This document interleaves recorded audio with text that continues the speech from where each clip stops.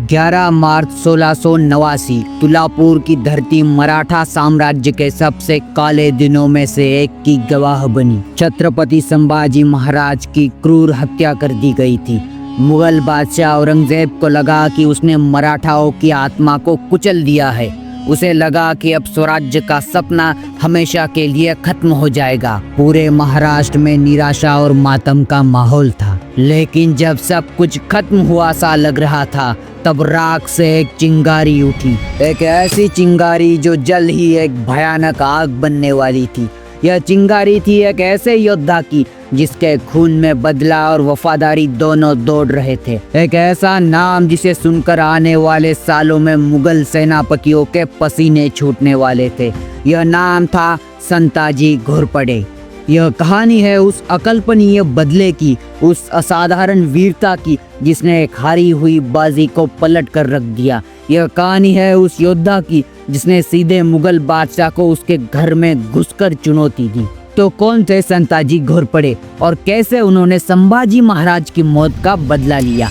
संताजी का परिचय सिर्फ एक सेनापति के तौर पर देना अधूरा होगा। उनके पिता मालोजी घोरपड़े खुद एक महान सेनापति थे जो संगमेश्वर की लड़ाई में छत्रपति संभाजी महाराज की रक्षा करते हुए शहीद हुए थे। यानी संताजी के लिए यह लड़ाई सिर्फ स्वराज्य की नहीं थी, यह व्यक्तिगत भी थी। अपने पिता और अपने राजा की मौत का बदला लेना उनका धर्म बन चुका था। संभाजी महाराज की शहादत के बाद जब मराठा साम्राज्य नेतृत्वहीन सा लग रहा था, तब राजाराम महाराज ने गद्दी संभाली। लेकिन असली लड़ाई किलों से बाहर मैदान में लड़ी जानी थी और इस लड़ाई का चेहरा बने संताजी घोरपड़े और धनाजी जाधव। संताजी ने कुछ ऐसा करने की ठानी जिसके बारे में सोचना भी उस समय पागलपन लगता था। उन्होंने फैसला किया कि वह किसी छोटे मोटे किले या सेनापति पर नहीं, बल्कि सीधे मुगल सल्तनत के दिल पर हमला करेंगे, यानी खुद औरंगजेब पर। सोचिए, एक तरफ औरंगजेब की लाखों की सेना जो दक्कन में डेरा डाले बैठी है और दूसरी तरफ संताजी के कुछ हजार मराठा सैनिक। यह एक आत्मघाती मिशन लग रहा था। लेकिन संताजी सिर्फ बहादुर नहीं थे, वे गुरिल्ला युद्ध के मास्टर थे। उन्होंने अपने जासूसों का एक ऐसा नेटवर्क बिछाया जिसने उन्हें औरंगजेब के कैंप की हर एक छोटी और बड़ी जानकारी लाकर दी। बादशाह का तंबू किस रंग का है, उसके झंडे कैसे हैं, पहरेदार कब बदलते हैं, सब कुछ। और फिर आई वो रात, जुलाई 1689। तुलापुर के पास औरंगजेब का शाही खेमा लगा था। तेज बारिश और अंधेरे का फायदा उठाकर संताजी और उनके साथी सैनिकों ने कैंप में घुसपैठ की। उन्होंने पहरेदारों को यह कहकर धोखा दिया कि वे मुगलों की तरफ से लड़ने वाले मराठा सैनिक हैं। अंधेरे में बिजली की तेजी से वे औरंगजेब के शाही तंबू तक पहुंचे। अंदर जो भी मिला उसे मौत के घाट उतार दिया गया। संताजी ने अपनी तलवार से तंबू को थामने वाली रस्सियां काट दी और पलक झपकते ही बादशाह का आलीशान तंबू जमीन पर आ गिरा। कैंप में हाहाकार मच गया। मराठों को लगा कि उन्होंने औरंगजेब को मार दिया है। लेकिन किस्मत उस दिन बादशाह के साथ थी। वह उस रात अपनी बेटी के खेमे में रुका हुआ था और उसी वजह से वह बच गया। लेकिन संताजी खाली हाथ नहीं लौटे। उन्होंने उस ढहते हुए तंबू के सुनहरे कलश उखाड़े और उन्हें जीत की निशानी के तौर पर अपने साथ ले गए। यह हमला सैन्य जीत से कहीं ज्यादा एक मनोवैज्ञानिक जीत थी। संताजी ने संदेश दिया था, तुमने हमारे राजा को मारा है, अब खुद बादशाह भी सुरक्षित नहीं है। लेकिन संताजी का बदला अभी पूरा नहीं हुआ था। उनका अगला निशाना था वो शख्स जिसने छत्रपति संभाजी महाराज को पकड़ा था, यानी मुकर्रब खान।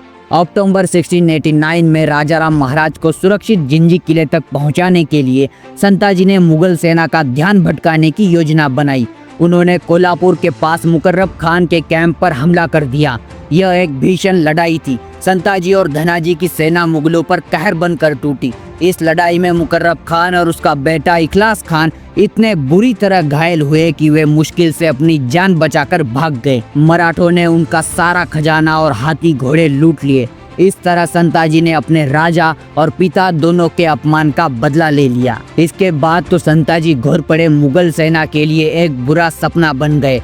उनका खौफ ऐसा था कि मुगल इतिहासकार काफी खान ने लिखा है, जब मुगलों के घोड़े पानी पीने से इनकार करते तो सिपाही कहते थे कि जरूर उन्होंने पानी में संताजी या धनाजी का साया देख लिया होगा। उन्होंने एक के बाद एक कई मुगल सेनापतियों को हराया। उनकी सबसे शानदार जीतों में से एक थी डोडेरी की लड़ाई। यह उन्होंने अपनी बेहतरीन रणनीति से मुगल सेनापति कासिम खान को एक किले में घेर लिया। हालात ऐसी हो गई कि मुगल सेना भूख से मरने लगी और आखिर में कासिम खान ने आत्महत्या कर ली। संताजी की रणनीति सीधी थी, बिजली की तेजी से हमला करो, दुश्मन को संभलने का मौका मत दो और फिर गायब हो जाओ। वे एक ऐसे भूत की तरह थे जो कहीं से भी आता और तबाही मचाकर चला जाता। लेकिन हर महान कहानी की तरह इस कहानी का अंत भी दुखद रहा। संताजी एक बेहतरीन योद्धा थे, लेकिन शायद एक कुशल राजनीति तज्ञ नहीं। उनका गुस्सैल और बेबाक स्वभाव कभी कभी खुद छत्रपति राजाराम से उनके मतभेद का कारण बन जाता था। इन्हीं आंतरिक कलह और आपसी दुश्मनी का फायदा उठाकर उनके एक दुश्मन ने धोखे से उनकी हत्या कर दी जब वे निहत्थे स्नान कर रहे थे। जिस योद्धा को मुगल अपनी पूरी ताकत से नहीं हरा सके, उसे अपनों ने ही मार दिया। लेकिन संताजी घोरपड़े की विरासत आज भी जिंदा है। वह सिर्फ एक महान सेनापति नहीं थे, वह उस आग का नाम थे जिसने मराठाओं के बुझते हुए हौसलों को फिर से जलाया। उन्होंने दिखाया कि जब एक राष्ट्र पर संकट आता है तो नायक कहीं बाहर से नहीं आते, वे हमारे बीच से ही उठते हैं। छत्रपति संभाजी महाराज धर्मवीर थे तो संताजी घोरपड़े उस धर्म की रक्षा करने वाली स्वराज्य की तलवार थे। उनकी कहानी हमें सिखाती है कि सबसे घने अंधेरे में भी उम्मीद की एक चिंगारी पूरे साम्राज्य को रोशन कर सकती है।